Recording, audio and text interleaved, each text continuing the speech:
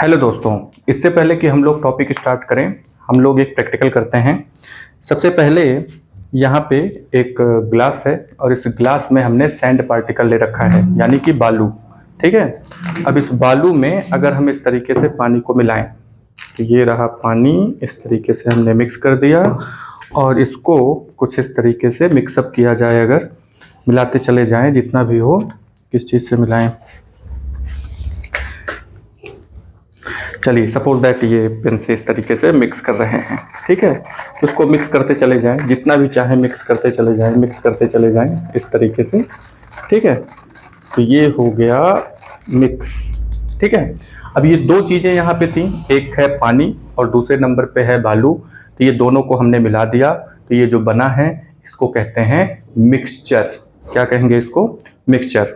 ठीक है, और इसको अगर हम ध्यान से देखें तो यहाँ पे दो चीज़ें आपस में इस तरीके से हमने मिक्सअप कर दिया। ठीक है, एक तो ये हो गया। दूसरे नंबर पे अगर हम इस तरीके से पानी ले लेते हैं, ठीक है, ये हमने ले लिया पानी और इसमें मिला दिया हमने, ये दूसरा है यहाँ पे नमक है, तो सॉल्ट है, इसको हम इस तरीके से मिक्स कर देते हैं।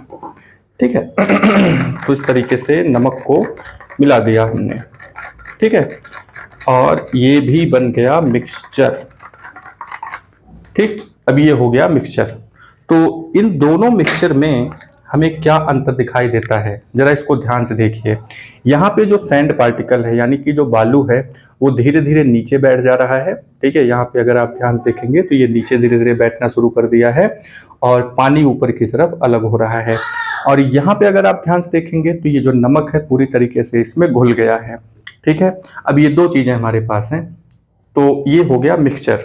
अब इसमें से हमें ज़रूरत है हमें कि हम इस पानी को, यानी कि जो साफ़ पानी है, उस पानी को हम अलग करें और अपने यूज़ के लिए उसे मतलब उसको इस्तेमाल में लें। ठीक है, लेकिन अब ये मिक्सचर है, मिक्सचर में दो तीन चीज़ें इस तरीके से, अभी तो हमने सिर्फ दो चीज़ मिलाया है, पानी और बालू, और यहाँ पे पानी और सॉल्ट, ये दो चीज़ें हमने मिलाया है। पानी में बहुत सारी चीज़ें मिली हुई हो सकती हैं। इसी तरीके से बहुत सारी चीज़ें ऐसी होती हैं जिसमें दो या दो से ज़्यादा चीज़ें आपस में जब मिक्सअप हो जाती हैं तो उसको मिक्सचर कहा जाता है। और उसी मिक्सचर में से ज़रूरत की चीज़ों को अलग कर लेने को ही हम लोग सेपरेशन कहते हैं। तो आज हम लोगों का टॉपिक यही है, सेपरेशन ऑफ सब्सटेंस। यानी कि आपको मिक्सचर दिया जाएगा या मिक्सचर आपके सामने होगा और उस मिक्सचर में से हमें सब्सटेंस को अलग करना है। तो जितनी भी यूज़फुल चीज़ें होती हैं उनको हमें अलग कर लेना है, जो हार्मफुल चीज़ें होती हैं उनको हमें अलग कर लेना है। तो दोस्तों, हम लोगों का टॉपिक यही है। एनसीईआरटी लाइन बाय लाइन के इस सीरीज में आप सभी का हार्दिक स्वागत है। मैं हूं सत्यम सिंह और आप बने हुए हैं सत्यमार फाउंडेशन चैनल पे। ठीक है, तो आइए शुरू करते हैं। यूनिट 5 क्लास 6 से सेपरेशन ऑफ सब्सटेंस। तो सेपरेशन का मतलब होता है अलग करना। ठीक है, सेपरेशन का मतलब होता है अलग करना। अब आप एग्जाम्पल के तौर पे जरा यही सोच लीजिए, जैसे कि इस तरीके से हमने सैंड पार्टिकल लिया और पानी में मिला दिया। ठीक है, तो यहाँ पे बालू जो होता है वो धीरे धीरे नीचे की तरफ बैठ जाता है। ठीक है, जिसको हम लोग प्रेसिपिटेशन कहते हैं, और ऊपर पानी इकट्ठा हो जाता है। यानी तो उस पानी को हम लोग क्या करेंगे, उस पानी को हम लोग धीरे से डिकैंट कर लेंगे। डिकैंट मतलब होता है कि उसको उड़ेल लेना। ठीक है, तो साफ पानी को अलग कर लेते हैं, बालू अपना नीचे बैठ जाता है, वो अलग हो जाता है। लेकिन अगर इस मिक्सचर के बारे में हम लोग देखें, जिसमें नमक जो है पूरी तरीके से इसमें घुल गया है और इसमें इसमें नीचे की तरफ कोई चीज़ नहीं बैठा हुआ है, नमक पूरी तरीके से घुल गया है, तो उसको अलग करने के लिए हम लोग क्या करेंगे, तो उसके लिए अपना एक अलग मेथड होता है। ठीक है, तो सेपरेशन क्यों जरूरी है? मिक्सचर आपके सामने है, मिक्सचर में से सब्सटेंस को हमें अलग करना है, तो ये जरूरी क्यों है? तो हमें यूजफुल चीज़ें निकालनी है। प्योर फॉर्म में तो बहुत कमी चीज़ें हैं जो मिलती हैं, जैसे गोल्ड वगैरह जो होते हैं वही सिर्फ प्योर फॉर्म में मिलते हैं, नहीं तो बाकी जो चीज़ें होती हैं सब मिक्सचर के फॉर्म में ही आपको आपके आसपास मिलेंगी। तो मिक्सचर में से ही हमें चीज़ों को, जो हार्मफुल चीज़ें होती हैं उन्हें अलग कर लेना होता है, जो काम की चीज़ें होती हैं उन्हें अलग कर लेना होता है। ठीक है, हार्मफुल चीज़ों को फेंक देते हैं या फिर किसी और यूज़ में ले लेते हैं, अगर किसी तरीके से हो पाता है तो, नहीं तो फिर जो यूज़फुल चीज़ें होती हैं वो तो यूज़फुल हैं ही।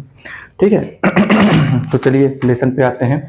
तो सबसे पहले हमारे पास मिक्सचर है, तो मिक्सचर क्या होता है इसकी डेफिनेशन हम लोग जान लेते हैं कि टू और मोर सब्सटेंसेस, यानी कि दो या दो से ज़्यादा चीज़ें मिक्स टुगेदर आपस में मिला दी जाती हैं और वो बना लेती हैं मिक्सचर। यानी कि दो या दो से ज़्यादा चीज़ों को जब आपस में मिलाते हैं तो उसको मिक्सचर कहा जाता है।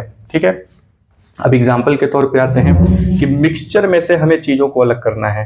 तो जैसे यहाँ पे चाय बनाया आपने, तो चाय एक लिक्विड होता है, उस लिक्विड में से आपको टी लीव्स को अलग करना है। ठीक है, तो उसे आपको अलग करना है। तो चाय को अलग करने के लिए उसको एक छन्नी होती है, उससे छानते हैं। तो इस प्रोसेस को हम लोग कहते हैं फिल्ट्रेशन, यानी कि फिल्ट्रेशन का मतलब होता है छानना। ठीक है, तो इसको छान करके अलग कर लेते हैं। नेक्स्ट नंबर पे है ग्रेन सेपरेटेड फ्रॉम स्टॉक। अब जैसे गेहूं है, तो गेहूं का एक पेड़ होता है, उसको स्टॉक कहते हैं।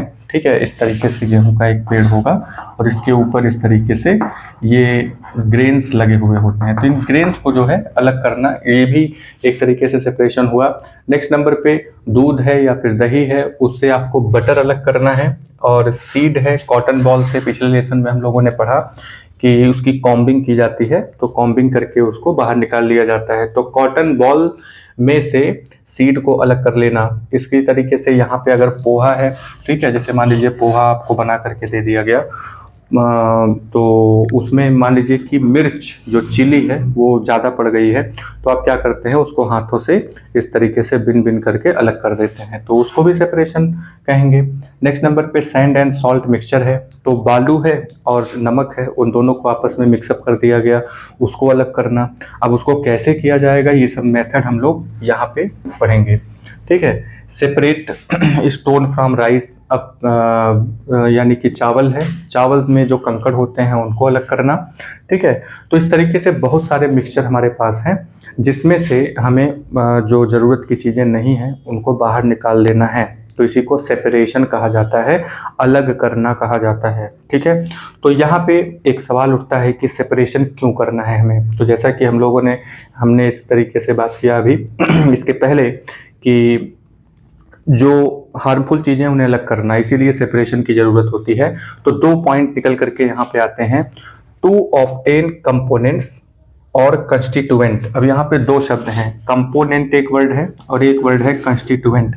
तो जैसा कि हमने इसमें देखा कि मिक्सचर में यहाँ पे वाटर और सैंड, तो वाटर और सैंड दो चीज़ों को मिला के मिक्सचर बना हुआ था।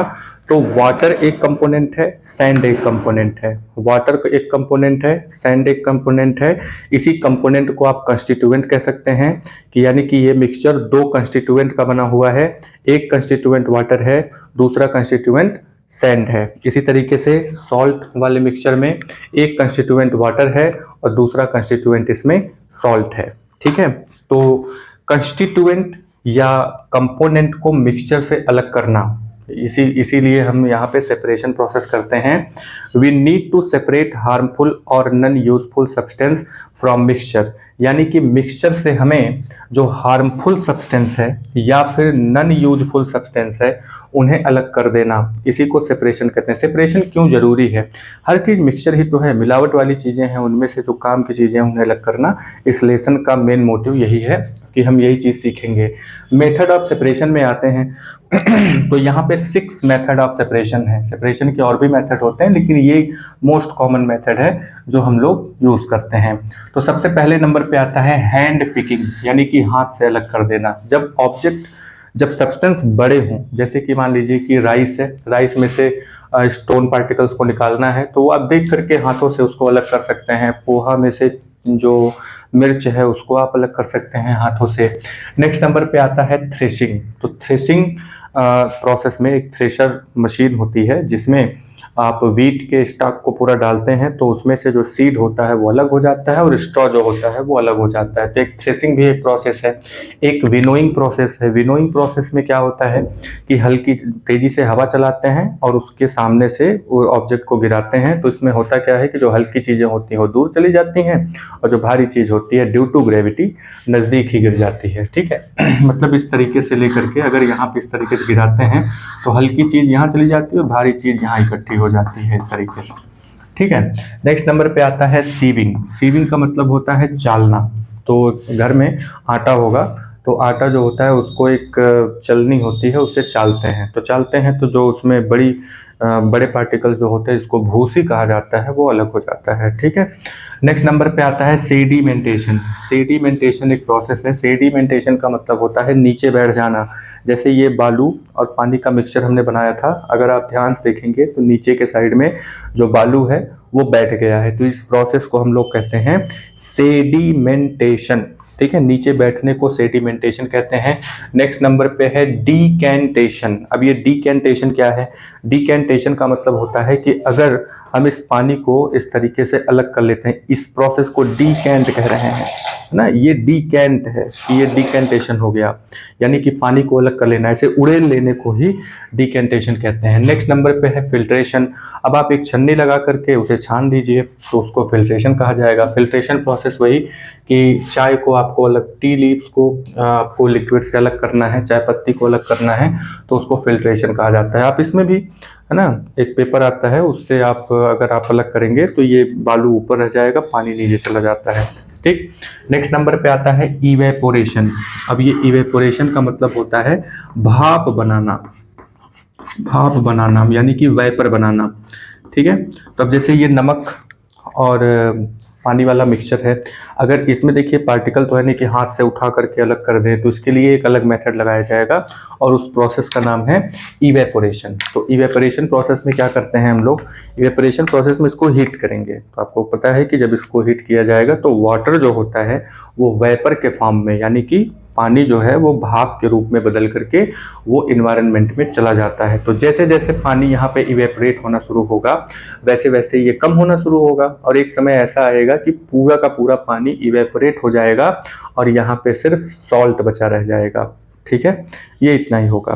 तो इस लेसन में हम लोगों को यही इतने प्रोसेस के बारे में पढ़ना है, तो इसको नोट बना लीजिए और इसको याद रखिए कि मेथड्स ऑफ सेपरेशन में कौन कौन से मेथड हैं। Hand picking, threshing, winnowing, sieving, sedimentation, decantation, filtration और इवेपोरेशन। ठीक है, ये इतनी सारी चीज़ें हैं। ठीक है, तो आज के लिए इतना ही, मिलते हैं नेक्स्ट पार्ट में। और एक एक जो यहाँ पे सेपरेशन, मेथड ऑफ सेपरेशन है, इसके बारे में हम लोग जानने की कोशिश करेंगे डिटेल में। ठीक है, तब तक के लिए आप अपना ख्याल रखिए, लाइक करिए, सब्सक्राइब करिए, दूसरों से भी बोलिए सब्सक्राइब करने के लिए। मिलते हैं नेक्स्ट पार्ट में, तब तक के लिए जय हिंद।